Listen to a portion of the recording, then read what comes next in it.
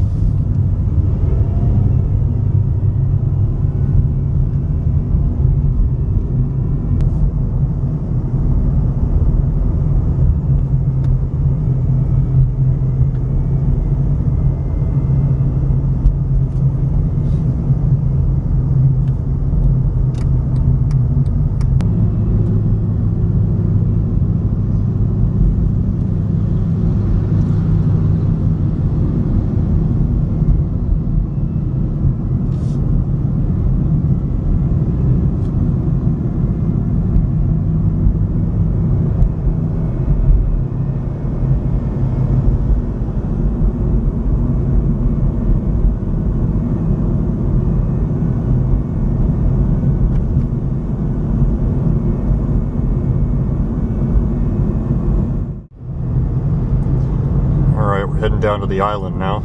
See what it looks like down there.